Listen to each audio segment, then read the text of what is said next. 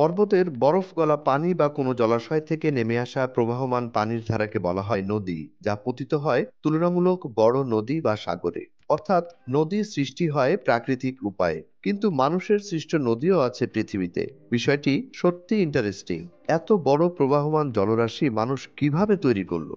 বিষয়টি ভাবতেই হোঁচট খেতে হয় কল্পনার জগতে। তবে কল্পনা নয়, বাস্তবে বাংলাদেশেই আছে এমন এক নদী।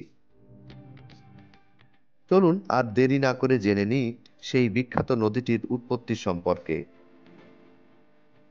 দক্ষিণ পশ্চিমাঞ্চলের বিভাগীয় শহর খুলনার পাশ দিয়ে বয়ে গেছে নদীটি। নাম তার রূপসা। এই রূপসা নদী তৈরি করেন এক লবণ ব্যবসায়ী।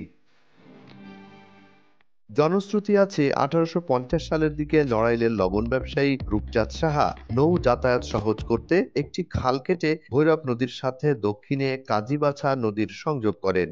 রূপচাঁদ সাহার নাম অনুসারে ওই খালের নাম রাখা হয়েছিল রূপসা।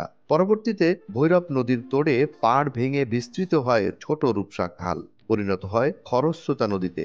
এভাবেই খাল থেকে গভীর ও প্রশস্ত নদীতে পরিণত হয় রূপসা। রূপসা শুধু নিজেই নদীতে পরিণত হয়ে ক্ষান্ত হয়নি, কাজীবাছা নদীকেও প্রচণ্ড ভাঙনের মুখে ফেলে। অন্যদিকে ভৈরবের বাগেরহাট অংশ স্রোত হারিয়ে মরে যায় এ রূপসার কারণেই। এবার জানা যাক বর্তমান রূপসা সম্পর্কে। বাংলাদেশের দক্ষিণ পশ্চিমাঞ্চলের খুলনা জেলায় প্রবাহিত রূপসা নদীর দৈর্ঘ্য ৯ কিলোমিটার এবং গড় প্রস্থ ৪৮৬ মিটার। বাংলাদেশ পানি উন্নয়ন বোর্ডের দেয়া রূপসা নদীর পরিচিতি নম্বর দক্ষিণ পশ্চিমাঞ্চলের নদী নম্বর ৮১। এটি ভৈরব নদী থেকে উৎপন্ন হয়ে পশুর নদীতে পড়েছে। বর্তমানে রূপসা নদী ১২ মাস সচল এবং খরস্রোতা। জোয়ার-ভাটার পূর্ণ প্রভাব আছে এ নদীতে। শুকনো মৌসুমে রূপসার গভীরতা ১২ মিটারের মতো, তবে বর্ষা মৌসুমে এর গভীরতা ১৭ মিটার ছাড়িয়ে যায়। বর্ষা মৌসুমে রূপসা নদীতে পানি প্রবাহ ১০,৫০০ ঘনমিটার পার সেকেন্ড।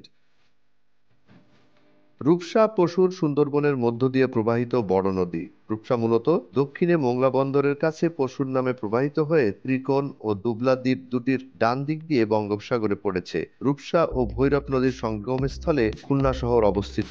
ভৈরব নদীর দক্ষিণ তীরে রেনিগঞ্জ নামক স্থানে পুরাতন খুলনা অবস্থিত। অত্যাচারী নীলকর রেনি সাহেবের নামে এই স্থান রেনিগঞ্জ হয়। দক্ষিণ পশ্চিমাঞ্চলের অর্থনীতিতে গুরুত্বপূর্ণ ভূমিকা রাখছে রূপসা নদী। অনেক আগ থেকেই নদীর পাড়ে গড়ে উঠেছে শিল্প কারখানা, বাণিজ্য কেন্দ্র এবং বিভিন্ন প্রতিষ্ঠানের ঘাট। নদীর তীরে এই ঘাটগুলো এই অঞ্চলের অর্থনীতির অন্যতম চালিকা শক্তি। জুনায়েদ আলী সাকি, খবর সংযোগ।